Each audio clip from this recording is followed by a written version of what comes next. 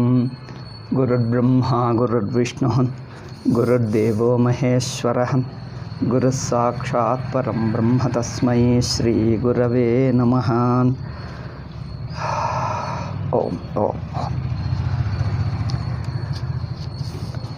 The fourth chapter, 25th shloka we were discussing. Today is Sunday and the class is Gita, to be spoken in English. Okay. Is also Deepavali. This goes with Krishna's celebration. It is Deepavali.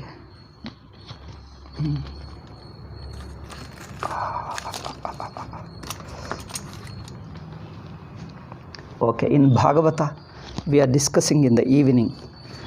Today begins that Narakasura Samhara. That Narakasura is one Asura. Lord Krishna kills him in war, and that day, since then, that Naraka Chaturdashi is celebrated. Next day Deepavali is celebrated. So as for the story you find in Purana, and as for its Acharana Vidhi, the way it should be celebrated, you find in Dharma Sindhu. You must have heard it, or some of them already know it and must be referring it quite often. Dharma Sindhu is a Grantha on Dharma Shastra, which teaches festivals throughout the year, various festivals and what day and how to celebrate ritualistically, it tells. So Dharma Sindhu talks of dharmas, of all varna and all ashramas. So regarding each festival, people ask how to celebrate, what it is and all those things. One unfortunate thing is, Hindus don't even know where to refer. Which book discusses these things? There should be, everybody talks of only Veda. Oh, there are certain other books. We have got hundreds of books. So Dharma Sindhu discusses. Dharma Sindhu has not yet come to English. It is there in Indian languages. Of course, it is the original book is in Sanskrit. It has not come to English. But for all our festivals, even now, we refer often Dharma Sindhu is a handy book for all priests, for all people, those who want to know about our festivals. Okay, when and how to celebrate and when all our certain common festivals, this Dharma Sindhu discusses. So if you want to see Deepavali, Naraka Chaturdashi, Bali Padyami, 3 consecutive festivals, means 3 together, 3 days together. So you can refer Dharma Sindhu. Those who are interested must refer. We have got so much of general knowledge. We know everything nonsense, unnecessary on the earth. But when it comes to Hinduism, Hindus are very poor in knowing about Hinduism. So the story occurs in 10th skanda of Bhagavata regarding Narakasura Samhara. And even Bali Padyami, Bali Chakravarti also regarding Bali Chakravarti too. You find it in Bhagavata. The celebration you find in Dharma Sindhu. Little Vedantic understanding you find in all over Vedanta, Upanishads, Bhagavad Gita, everywhere. Okay. So it is a Sri Krishna's day. His main purpose is Dharma establishing, killing the Asuras, establishing Dharma, and also helping the sadhakas to achieve their Purushartha. So Moksha Purushartha is also very important one, and Sri Krishna's another important job is teaching Vedanta.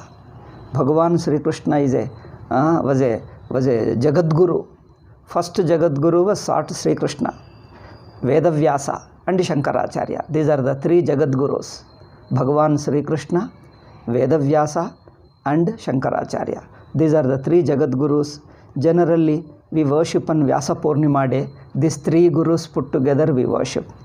So Sri Krishna Jagat Guru, his teaching is Bhagavad Gita. So it is an essence of all our Shastras. Mainly, particularly, it discusses Moksha Purushartha, Parama Purushartha. Okay, now coming to the 4th chapter, 25th shloka. As we said, the main yajna is Jnana Yajna, that is Brahma Swarupam, standing as Brahma Swarupam. It is not a yajna, it is not a practicing yajna, it is a culmination of yajna. Culmination of Jnana Yajna is discovering oneself as a Brahman and staying there, staying as Brahma Swarupam. Staying as Brahma Swarupam is also called yajna, because it is not a sadhana rupa yajna, but it is a siddhi rupa yajna. It is a yajna where all yajnas culminate, he reaches the final culmination, that is Brahma Swarupam. So the Brahma Swarupam is described as a yajna. In the earlier shlokas, we have discussed Brahmarpanam Brahmahavihi. In that shloka, Bhagavan Krishna described Jnani Swarupam, Brahma Swarupam, the enlightened man's nature as a yajna, a highest yajna, or the culmination of yajna, a perfect yajna, a spontaneous yajna, whatever way you like to call. Now, to show the contrast, one is to show the contrast with that, with contrast of that enlightenment as a yajna with other yajnas. Other yajnas are partial yajna, smaller yajna, or they are the steps to the final yajna. These are all steps to the final yajna, that is Brahma Yajna, Brahma Swarupam. So here, to show the contrast, as Shankaracharya himself told, Samyak Darshanasya Yajnatvam Sampadya Tat Stutyartam Anyepi Yajnaha Upakshipyante. Other yajnas are also taught here to show how other yajnas only constitute a part of it, and enlightenment is a completeness of it, perfect yajna, complete, thorough yajna. So other yajnas are useful for sadhakas. Sadhakas has to suppose to practice any one of the other yajnas. Okay, here 12 yajnas are discussed. 12 yajnas, out of them the second yajna which we are going to discuss today is the same as Brahma Jnanam. Brahma Jnanam is the second yajna. Okay, the first yajna is Karma Yoga, or the rituals. We have discussed here Daiva Yajna. Daiva Yajna means worshipping gods. Saguna Brahma, that also we discussed in the last class. So taking life itself is a yajna. By yajna we mean worship. By yajna we mean a loving, respecting with all devotion, sincerely doing service, or a worship is called yajna. So that yajna, yajna is not one particular ritual. In fact, all aspects of life, entire life can be made into yajna. Entire life can be made into yajna, or yajna can be divided into parts, and then you can do one of them as a major one. Like one is a ritual yajna, we have discussed already. Second is a professional jobs. Whatever professional job you have, you take it as a yajna. This is most important. Don't take them as a simple work or business or an invention. Nowadays professional work is either simple business, making money, or simple survival. You just to do and so that make money and live your life. Simple a way of living. Second is, as told you, business. Third is, it has become an invasion now. The work has become an invasion now these days. Colonizing, invading, destroying others. But here we say professional job is a yajna, worship of God. So worship of God doesn't mean here you never exclude the world, society, all these are part of Bhagavan. Bhagavan is not sitting somewhere in heaven. He is all pervasive in the world. He pervades us, our body, mind, sense organs, the people around, your family members, your friends, your relatives, your everybody. He pervades, he is in the heart of everybody. Therefore, respecting all other people also is a part of worship of God. Okay, you worshipping Bhagavan means you can't disrespect his own people. You have to include them, see them also as respectable and lovable people. That is also part of your job. So professional job, Never take a professional job as a simple money making say job. If you look upon it as a simple money making or an entertainment, you lose the charm, the beauty, the spiritual feeling in it. It is a worship. Your professional job is a worship. Swakarmana tamabhyarcha siddhim vindati manavaha. In the 18th chapter, he is going to say that your own professional job, do it as a worship to Ishvara. Through that you get antakarana shuddhi. Another is, we have got literature. Pursuit of literature, art, painting, music, dance. They also, this art, painting, music and dance, one is, nowadays this art, painting, music, dance, literature is used for many purposes. One is just a hobby, just to pass your time as an entertainment. Okay, just to relax your mind and just casually you do it. That is simple entertainment. Another is, nowadays governments are using to propagate their ideology. Communism uses, Islam uses, Christianity uses. They use a lot of literature, dance, music. Of course, Islam doesn't use dance and music.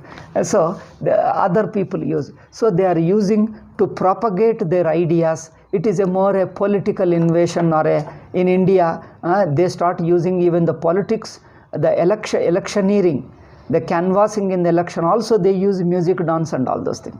But they are all political. Okay, one is entertainment, second is political, or even invasion, to brainwash people, to propaganda. As a means of propaganda they use it, but they are all worldly minded. Or sometimes you may do to have a little more noble idea, a little more higher idea. You convey some kind of a deeper feeling of sensitive feeling, nice feeling. Even that is good, but even that is simple human. Beyond that, the same music can be used as a devotion. That's why we have the bhajans and singing. We have got many saints who compose, who sing the bhajans. And dance is also prayer to God. Singing is also prayer to Bhagavan, and handicrafts. All these are various expressions. We are trying to give an expression to God's quality, God's vibhuti, Bhagavan's vibhuti. So we are giving an expression to God through this way, practicing of various things. So these things also can be used as a prayer to God. In that thing, what happens? You try to discover the same Bhagavan in his deeper and deeper aspect, in his various aspects. You try to discover through your, therefore use music as a means to discover him. You turn your mind inward, purify it with your devotion and egolessness and all that. In that thing you find a new depth, revelation. Revelation means a manifestation.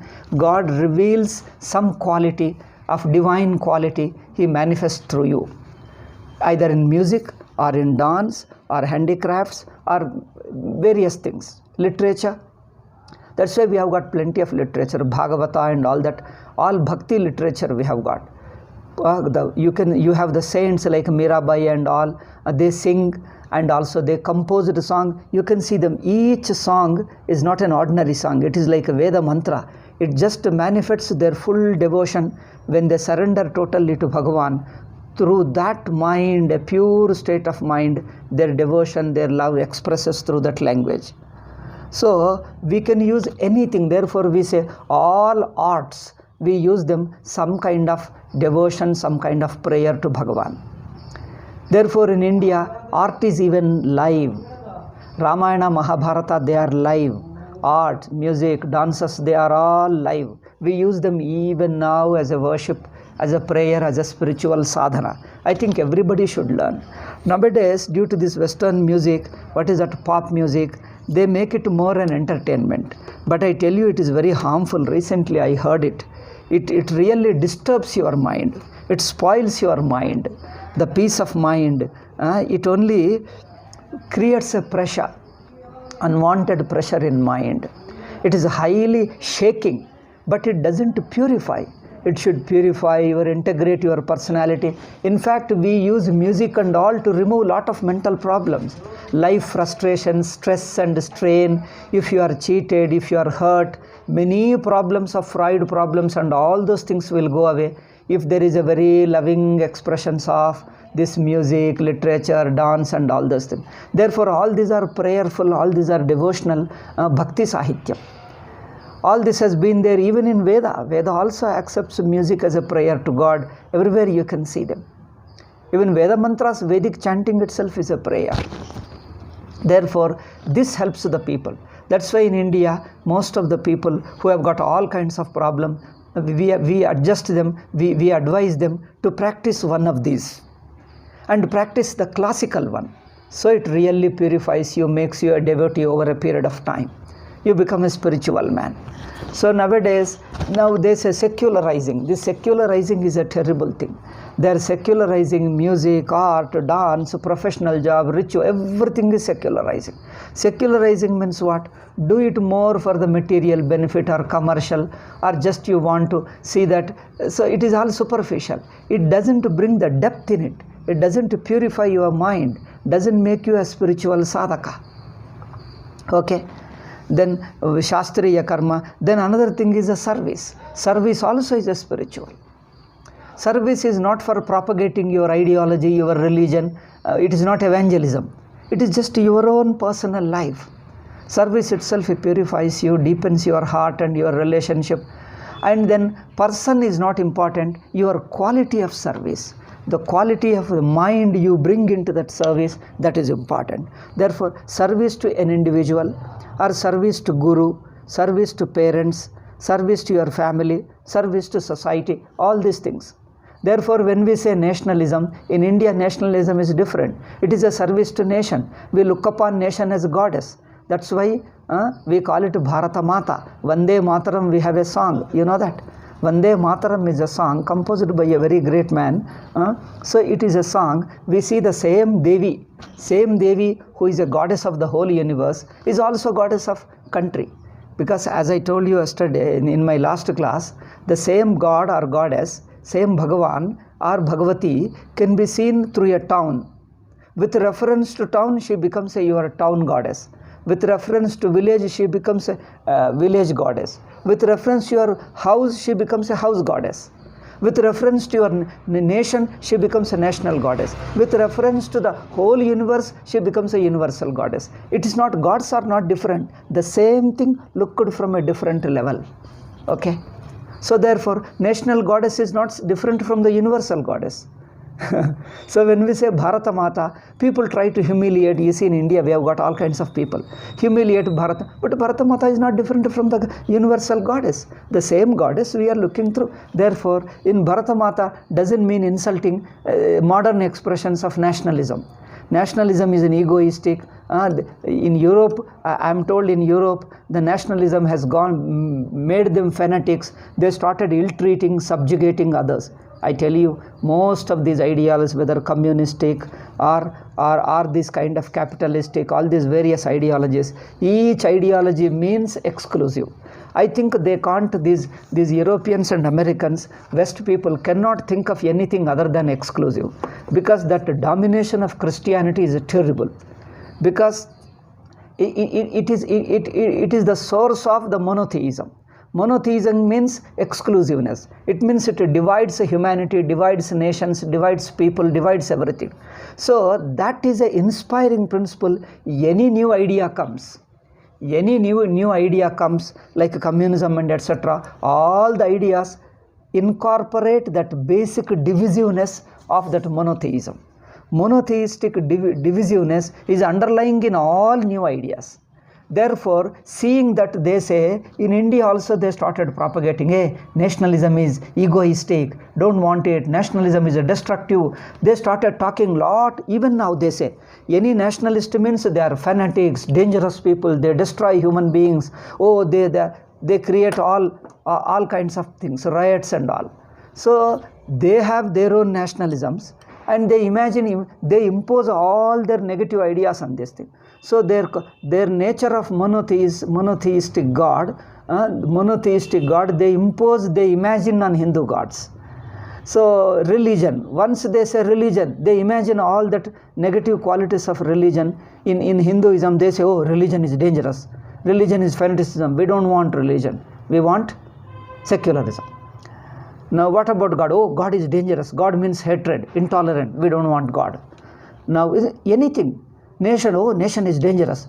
Therefore they call Hindu nationalist. They all over the world they propagate nationalism is something dangerous, which if you don't stop it, they will become like you see some of the ideologies you have them. Communism, Islam, Christianity, they destroy all over the world. The evangelism and all that. They can only think of hatred, nothing else. These intellectuals, international intellectuals, particularly anti-Hindu intellectuals. Instead of calling international, let me call anti-Hindu intellectuals. Okay, I think that makes sense. So these anti-Hindu intellectuals, global intellectuals, they can think of only hatred. Because they understand through hatred. Their starting point is hatred. Their instrument is their prakriya, we call Vedantic methodology. Just like they have got their methodology of hatred and intolerance. So they define everything Hinduism also through the methodology of hatred. So they interpret our God, our religion and everything. Everything they interpret as hatred alone. So that is the biggest problem. So when we see nation means simply a dedication. It makes you selfless person. You give up your individuality and dedicate for a higher principle. But our goddess includes all goddess. If not only Bharata Mata, if there is a European Mata, if there is an American Mata also is included in Bharata Mata, because they are not separate, they are all sisters. Sisters in one Mata, that is universal Mata, that is a global Mata Devi. The universal Devi, they are all children. Either we can call children, or we can call brothers, sisters, or we can call the same goddess manifesting. So when we say Bharata Mata, it means the same as the universal goddess. Okay, therefore Hindus, even when they see a small part, they don't miss the larger part. All our ideas of God, nation, religion, language, when we say language, we never mean other languages should be suppressed, European languages and American and all, or they should be ill-treated, they should be hated, only our language is superior. When we say language, we have got two meanings. One is a language in general and language in particular, specific. When we say language, when we say Sanskrit, it means any language in general and our Indian language in particular. Okay? So we always say two. God means one we say universal God, another again means Bharata Mata.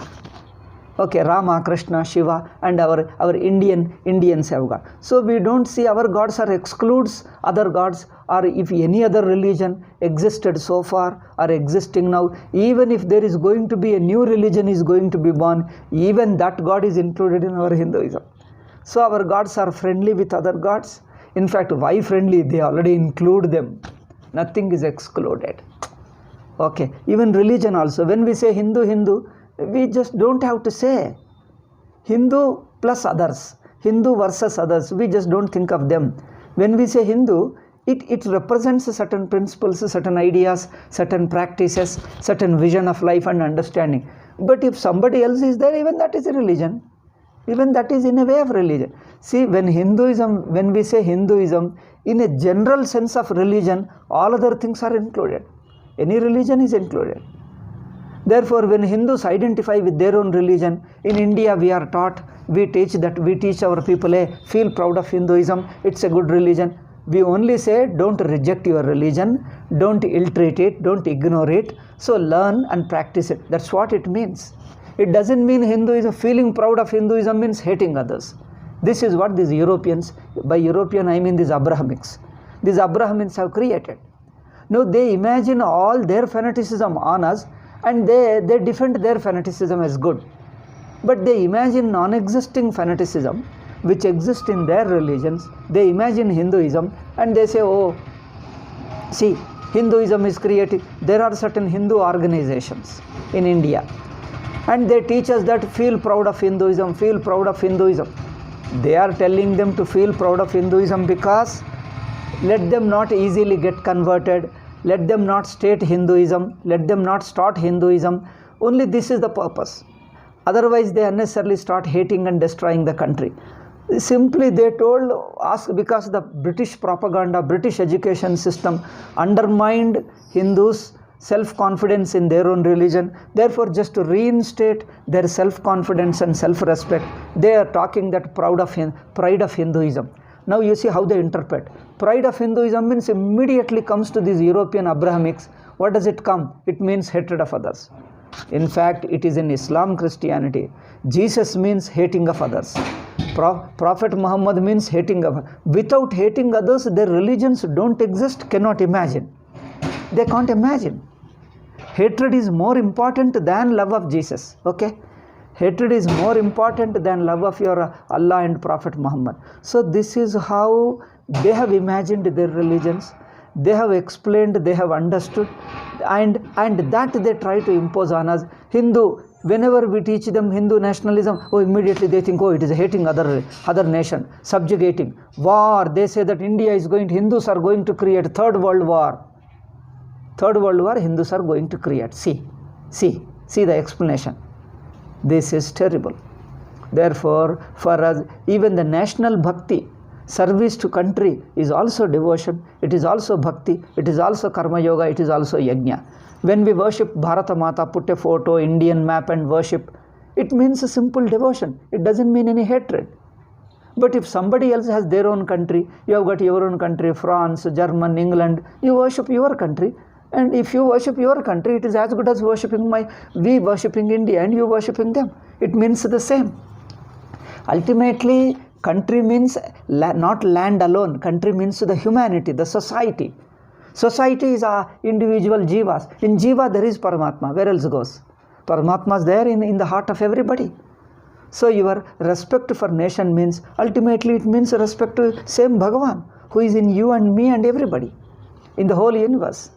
So therefore, the national bhakti to our nation, we call it Rashtra Bhakti. It means a simple devotion, learning discipline, be selfless and doing. And others also can learn from this devotion.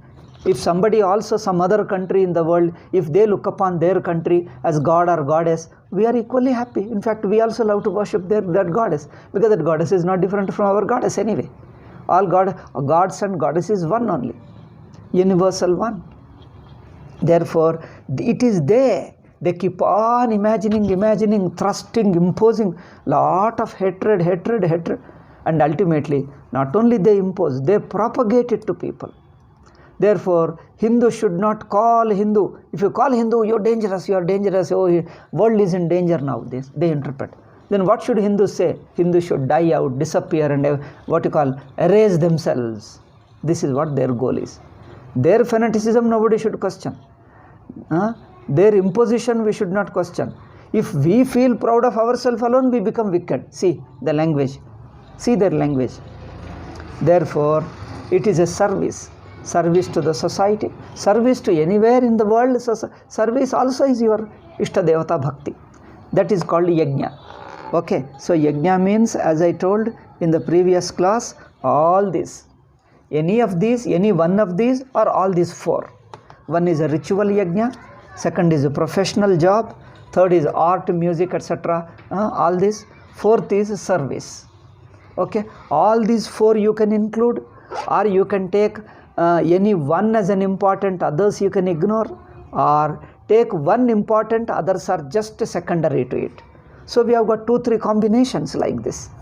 In combination, these four I told you just now, out of them you can combine 2, you can combine 3, you can combine all 4, or you can take one and then forget about others. But one you do it wholeheartedly, sincerely practice, it means the same. Therefore, this is the first yajna of Karma Yoga. So Karma Yoga, that means you let your life be worship to Bhagavan. So this was stated as the first yajna. Now the second yajna comes. Brahmagna vapare yajnam yajne naivopajuhvati. Now next yajna is Jnana Yajna. Okay. Second yajna is Jnana Yajna. This is the yajna, main yajna. Brahmarpanam Brahmahavihi in that previous shlokas. What is the 22nd, is it? Brahmarpanam Brahmahavihi. 24th. In the 24th previous shloka, what we discussed as the whole Paramatma, understanding of the truth, that is yajna.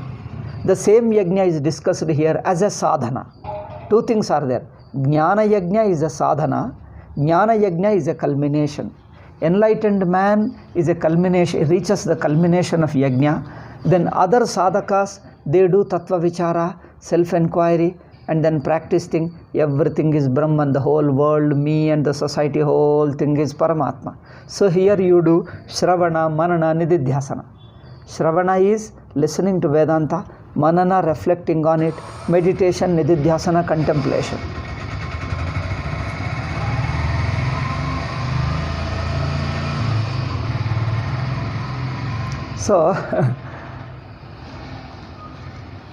So here second yajna is, so we will not discuss much about it, only I just read out the Bhashya statement and explain a little bit and then proceed to the next yajna. Okay, the second yajna is what was discussed before, so it is one of the 12. If leave out this jnana yajna, only 11 yajnas are 11 are karma yoga yajna. This yajna is directly Vedanta yajna. This can be called jnana yajna or Vedanta yajna. We call jnana yajna. See, listening patiently, not intellectually, not just for sake of intellectually, but very listening is trying to understand the truth, applying your whole heart. In that very listening, your mind changes. Because you surrender, you wholeheartedly listen to it. As you patiently listen, your vision shifts, your impurity goes away, your narrowness, ego and everything gets melt away. Then in that very understanding makes you move towards Paramatma. Therefore, Shravana, Manana, Nididhyasana, Vedantic listening, Vedantic contemplation is yajna. That is called Vedanta yajna or Jnana yajna. So this has been there in Vedas, that yajna is primarily that ritual where into the fire ghee and other things are offered. And that the principle in that yajna is extended to other areas also. Other areas wherever you apply that principle of loving, devotion and worship, with that you do anything else, even anything else becomes yajna. See? Therefore, the principle of yajna is extended to other activities of life. Okay, so Daivameva apare yajnam, first yajna was over. Second yajna is the Jnana yajna, Shravana, Manana, Nididhyasana, you do it as a sadhaka. This culminates into enlightenment, then that is a what you call the culminated Jnana yajna. Jnana yajna is a siddhi, we call them. You attain the perfection. So Brahmarpanam Brahmahavihi, and here in this 25th shloka, what is stated, both are Jnana yajna. Here in this 25th shloka, it is stated as a sadhana. There Brahmarpanam Brahmahavihi is already culmination of Jnana yajna. That subtle difference you have to remember. One is a culmination of Jnana yajna there. Here the Jnana yajna is continuing, is running on and on. Okay, Brahmagnau, how Brahman is Agni. In any Agni is fire. Into fire you offer ghee. Ghee means that is a ghrutam, ajyam. So fire is the thing Ishvara or Bhagavan to whom you offer. What you offer and who is offering and how he offers. All these are part of yajna. But all these various parts constitute various parts of yajna, but yajna can be taken in a different sense also, in a figurative sense, in a symbolic sense, or the very principle of yajna, principle in the yajna can be applied to other situations of life. Any other karma can be called yajna, if you do it with that spirit. Okay?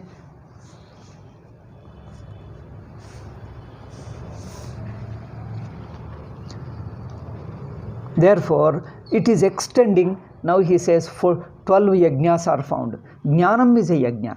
Tattva vichara is a yajna. Self-control is a yajna. Okay? Purifying your mind is a yajna. Serving others lovingly, selflessly is yajna. So wherever you just to do wholehearted service, all that becomes yajna. Now here, Brahmagnau, Brahman is Agni. Sakshat Paramatma, the ultimate truth, is fire. Into that you have to offer. Who is to offer and what? And how? Who is offering? Jiva is the offering. Here Shankaracharya explains very beautifully. Brahmagnau. Brahmagnau means Paramatma himself is Agni. Paramatma is Agni. Brahmagnau. What kind of Paramatma? What is the nature? The nature of Paramatma taught or disclosed in Upanishads is given here in a briefly in one or two quotations. Satyam Jnanam Anantam Brahma Satchidananda Swarupam Brahma. Next is Vijnanam Anandam Brahma. Again, Yat Sakshat Aparokshat Brahma. Atma is Sakshat and Aparokshat. Aparoksha means one's own Anubhava. No interception. Me and Atma Swarupa, there is no gap. There is nothing to prevent us to turn within and see your own Atma. Okay. So therefore, Yat Sakshat Aparokshat Brahma Ya Atma Sanvantaraha Ityadi Vachanoktam. These Upanishadic statements teach that Ashanayadi Sarva Samsara Dharma Varjitam. So Brahman or Paramatma is free from all samsarika dharmas. Samsarika dharma means all this physical, mental, intellectual, which make you jiva. All those qualities, all those features which make you a jiva, a samsari, all that is called samsara. But Paramatma is free from all samsaric qualities. Samsaric qualities, and that Paramatma is Agni. In that Agni, how do you offer? Neti neti iti nirasta shesha shesham Brahma shabdena uchyate. Brahma is the Agni. That means what? Nirgunam, Nirakaram, final truth, ultimate truth is Yajna, Agni. In that Agni, Brahmacha tad Agnischa. Now this is called Brahma Yajna, Brahma Agni. And tad Agnischa sahoma the karanatva vivakshaya Brahmagnihi tasmin Brahmagnau. Now Paramatman is the Agni. In that Agni, something to be offered by somebody. Two things are, who is the person offering and what is the offering. Okay, this is the Vedanta Vichara, this is understanding. Now he says Brahma Vido Yajna. This second Yajna which we are discussing now, who performs? Any ordinary man cannot perform. You require a high maturity, purity. Only such people are capable of discussing. Okay. So Brahmavit is a Sadhaka Yajna. He Brahmagni, he offers some material into Yajna. Now Agni we have understood. Then what is that material we are offering? It is Jivahood. See Shankaracharya beautifully says, Yajna Shab, Yajnam Samarpayati. He offers Yajna into the Yajna, into the Brahmagni. Brahman, Parabrahman, Paramatma himself constitutes the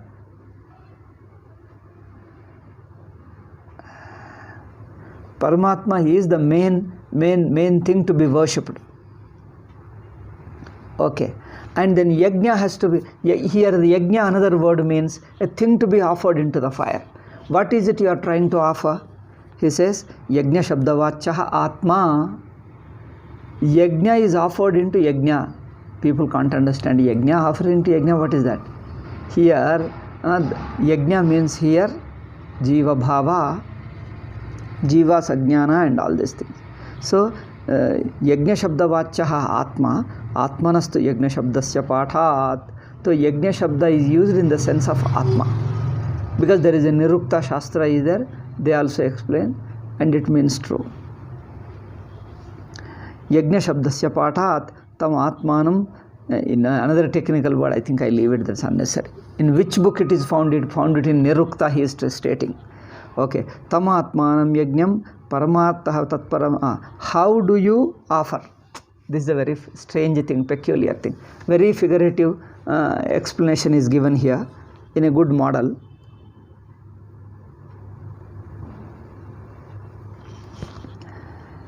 He offers yajna. Who is yajna? Jiva. And the fire into which he offered is Paramatma. Paramatma is fire and jivas are things, material that needs to be offered. Okay. Therefore, Atmanastu Shabdasya Pathat Tamatmanam Yajnam Paramartatah Parabrahm. How do you now the jiva is the material, like ghee. It has to be offered into fire. How do you offer jiva bhava? The jivatvam to the fire. Fire is Paramatma and jivahood is to be offered into the fire. So Parameva Brahma Santam Buddhyadyupadi Sanyuktam Madhyastha Sarpovadi Mahuti Rupam. Okay, when all the mind and sense organs are together, Upadi Dharmakam Ahuti Rupam. Okay, so Jiva Bhava is offered into the fire of God. Then what happens? In the offering, Jiva Bhava melts away. He also discovers himself to be Brahman. This is the prakriya. Okay. Parame Nijavagi, actually he is Paramatma himself, but due to ignorance he doesn't recognize it. Buddhyadyupadi Sanyuktam. Because of his association with the body, mind and sense organs. Adhyastha Sarvopadi Dharmakam Ahuti Rupam. Then in that person, in that Brahma, how do we do yajna? Sarvopadi Dharmakam Ahuti. Vidvasta Sarvopadi Rahitam. Paramatma is free from all upadis. Jiva is possessed of his upadi. Therefore, yajnena, he offers his jiva bhava into Paramatma. Offering means what? Making jiva lose his jivahood and discovering as Paramatma. That's what is offering. This is a yajna. So this is nothing but tattva vichara. So yajnena, okay. With what you offer, even that is yajna. Yajnenaiva atmanaiva lakshanena. Okay, so this jiva bhava is offered. Who offers it? It is Sarva Vyapaka Paramatma himself offers. Yajnenaiva atmopalakshanena upajuhvati prakshipanti means they use it. Sopadikasya atma nirupadikena prabhara brahma swarupena yad darshanam satasmin homaha.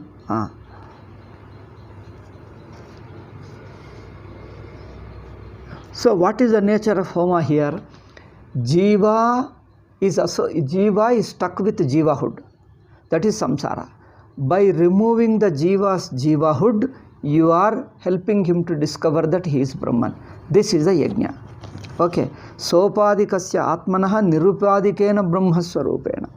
Iva yad darshanam satasmin homaha. Okay. This is called Vedanta Vichara Yajna.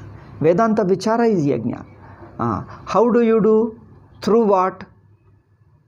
See, to do the yajna, an instrument is required. That is Tattva Vichara or Prakriya. Avastatraya, Karya Karana, Panchakosha. These are the Prakriyas are helpful in dissolving the jivahood and helping him to understand Brahman. Okay. Brahmatva ikatadnishtaha. 2 yajnas are over. Now coming to the third yajna. In the 26th shloka, okay, Shrotrādīn indriyānyanye sanyamagnisha juhvati shabdādīn vishayānanye indriyagnisha juhvati. 2 more yajnas he is discussing. See, not only doing the yajna in the fire is yajna, but even simply controlling your body, mind and sense organs and simple doing dhyana, this is also yajna. This yajna has been there right from beginning, but people don't know. They thought yajna is others.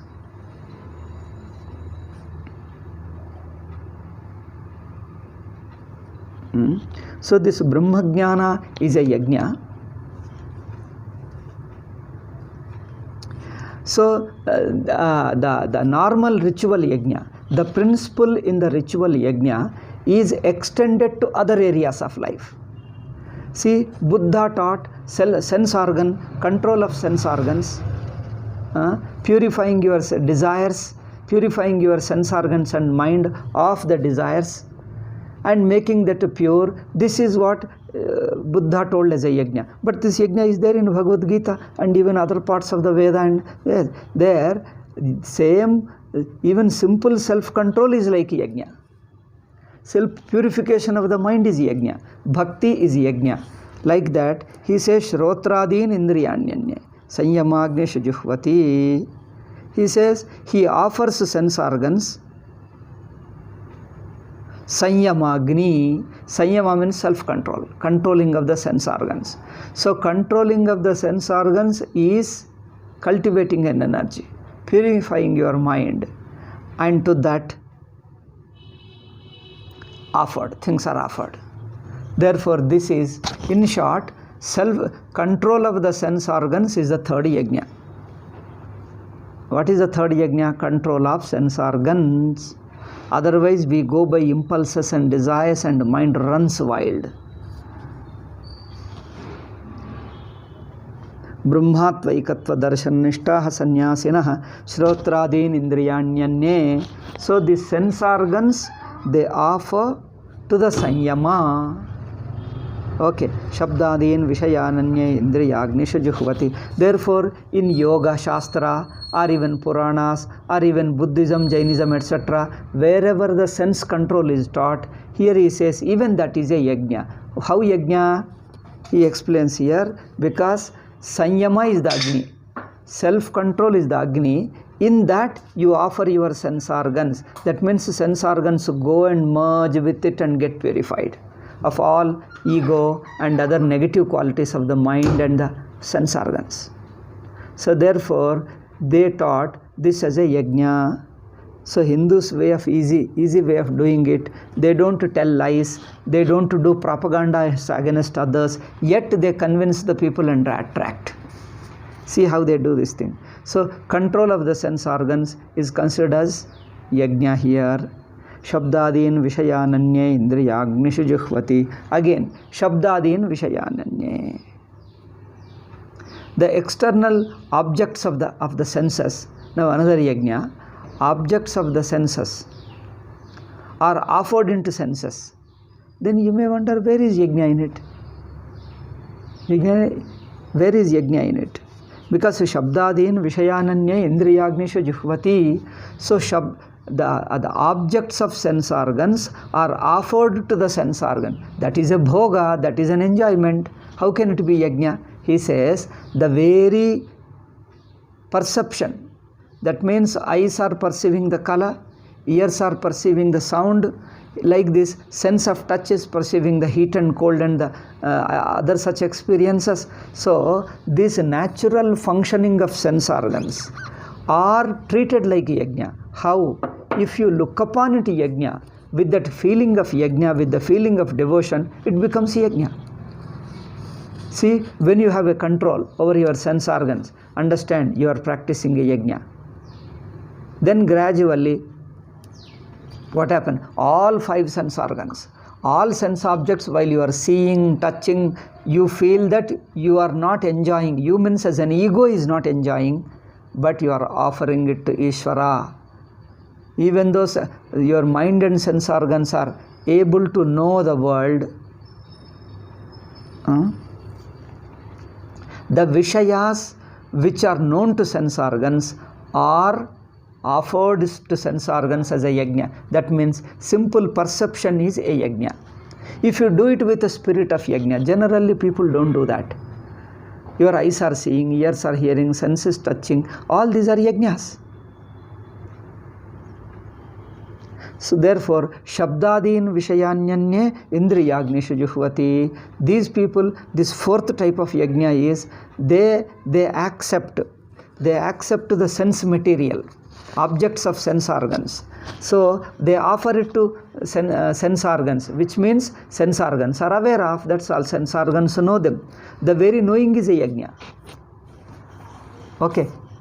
sense organs are knowing, mind is knowing. So very knowing is a yajna in which the objects are offered. The idea is when you perceive the objects, don't look upon them through your ego, through your mamakara, me and mine. Through your me and mine, I and mine, if this is associated, then the things change. Okay, therefore Vishayas are offered to sense organs, and sense organs perceive them detachedly, without any attachment, without any addiction. Just sense organs perceive very lovingly, dedicatedly, selflessly. You watch it, that your sense organs are perceiving, that itself is a yajna. Like this, different yajnas are taught. At the end, he will conclude why all these things. You will understand better. Until then, we'll see the next class. So again, 3 more yajnas are present in the 3 shlokas. They are yogic yajnas. Pranayama is one yajna, and then yogic sadhanas are one yajna. Like this, he is describing the yogic sadhanas are also part of yajna. Okay, this we shall see in the next class. 27th we have to see. 26th we have finished. Okay, Om Shanti Shanti Shanti. Hari Om Shri Gurubhyo Namaha. Hari Om Tat Sat.